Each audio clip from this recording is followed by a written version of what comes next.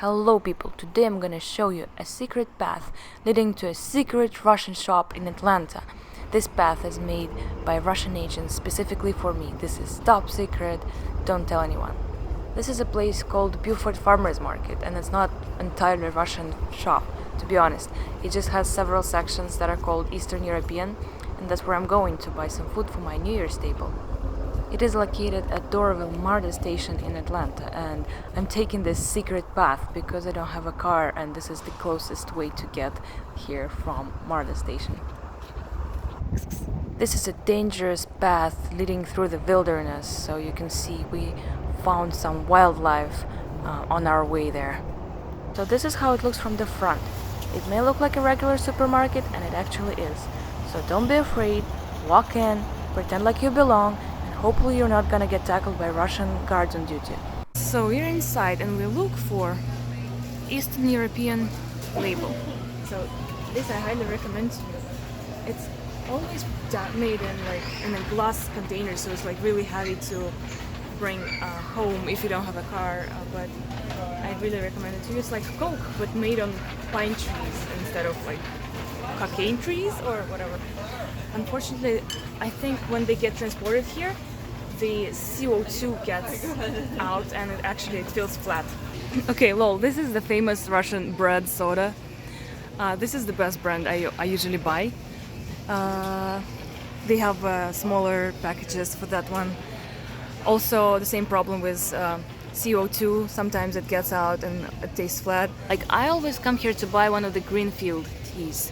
They're not specifically Russian, I guess, they're just European. And for some reason, they don't have my favorite kind that's called Spring Melody. So if you ever find it here, buy it and don't hesitate. It's the best tea I've ever had. Okay, you've got to make a stop here. So these are Russian cheesecakes, they call them. Whereas it doesn't really taste like a cheesecake.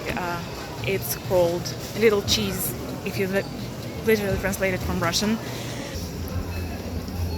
These guys are the best. So with that little happy kid, this says little cheese here, and then it's actually called, in English it's called whatever.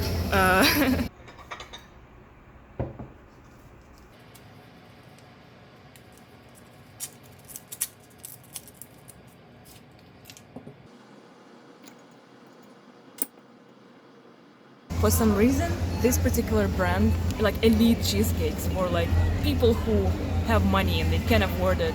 Dried calamari, gotta buy it. For some reason, Americans don't usually sell any dried fish products. I really miss it. Of course, there wouldn't be a trip to a Russian shop if I wouldn't show you all the sunflower seeds. But it was here that I discovered that the best brand is a brand from Martin. Sunflower seeds Martin. The biggest sunflower seeds, the easier to crack. Go for it.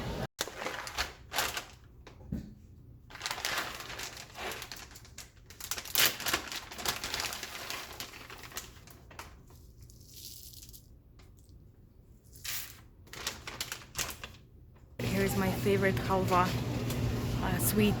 It's like a paste out of sunflower seeds. So basically, if you are too lazy to chew sunflower seeds, let alone peel them, and you can buy this. It's all done for you. Famous Russian gingerbread assorted, but what's the most famous in Russia is so-called Tulsky gingerbread.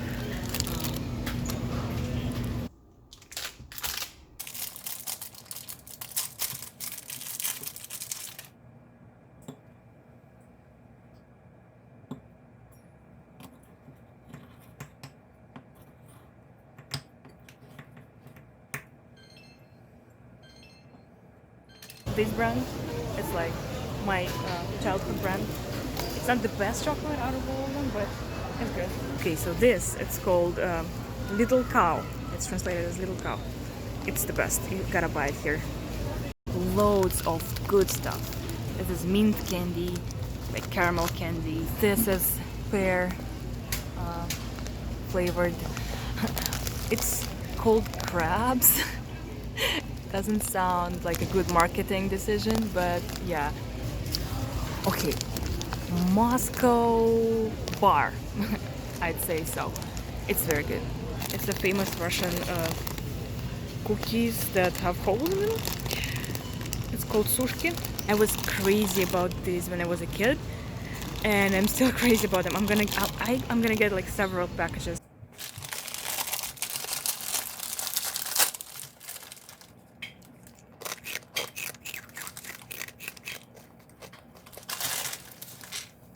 I love these so much, and my grandma loves them too, by the way. Okay, so the cookies suck in America, to be honest, and I really miss Russian cookies. Take all of these. So there is a version with chocolate in it. I don't like it. I usually just get the traditional or strawberry flavored ones.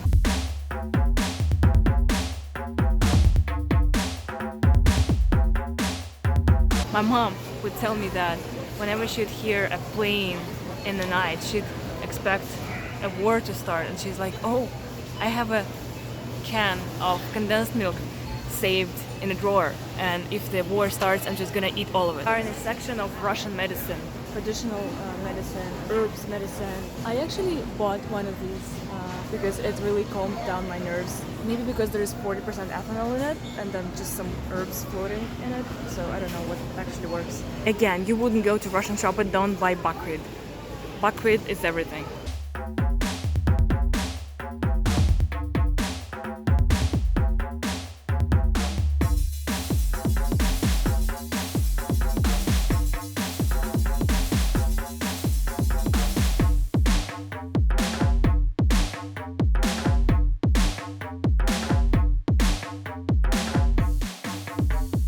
Sprouts, rig sprouts, you can buy them here too, and they look like this. I actually survived my couple of years in my undergrads just on sprouts and bread. All kinds of Russian grandma's pickles, or solenья as one may say. Russian sausages. I'm going to cook a Russian salad for New Year's celebration, and this sausage specifically says Russian salad on it. Russian bacon, which basically purely consists of fat. It's called sala. I really like it. Speaking of Russian alcohol, it actually is here. So this is the most famous Russian beer. I actually never tried it because they actually say it's very bad, and it's supposed to be. It's produced in my native town. You can actually see this picture if you saw my vlog about Samara.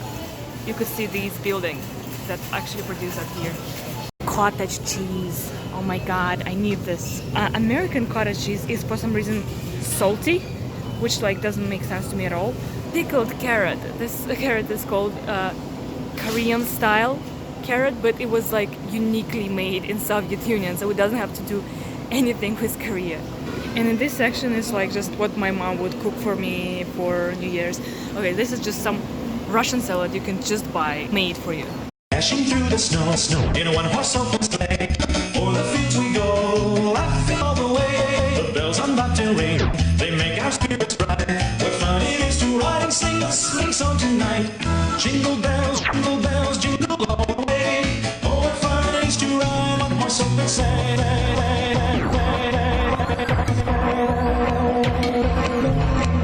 Jingle, jingle, колбасы.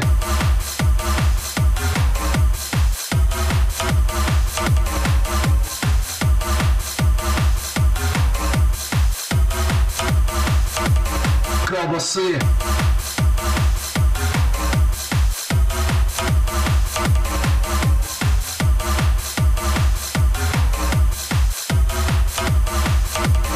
Колбасы.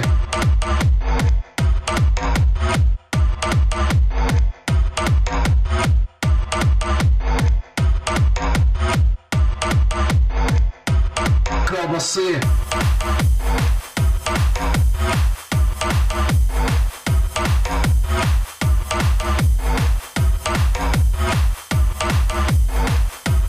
Колбасы.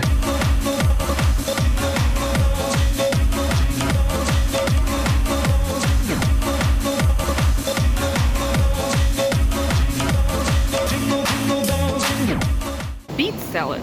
I also love these. I would also put this on my New Year's table.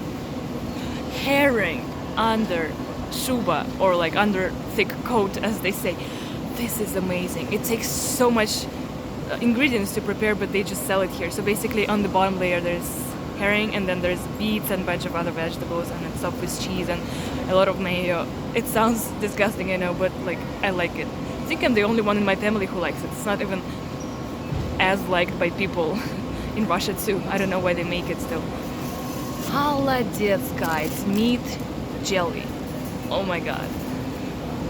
So to make this you have to boil meat for like hours and hours, like 5 hours.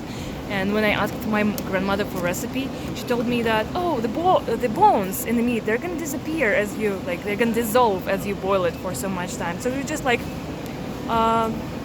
so you mix it all with the bones together. The bones are not gonna be filled in the meat jelly, but believe me, they did. I just like, there were crumbles of bones all over my teeth when I was eating them.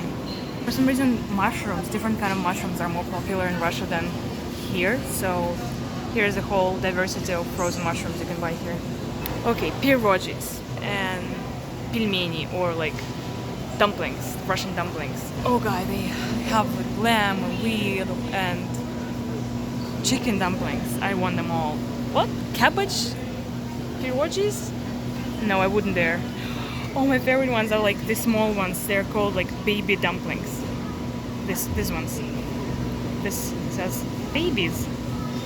It's just my size. Again, I don't like local bread in America. This is mostly like sandwich bread, and it never gets stale. But here, this Russian black bread, as they call it. See, this one that's called Borodinsky bread. It's super good, but it gets stale in like 1 or 2 days because it doesn't have any conservants, like, you know, fully natural bread.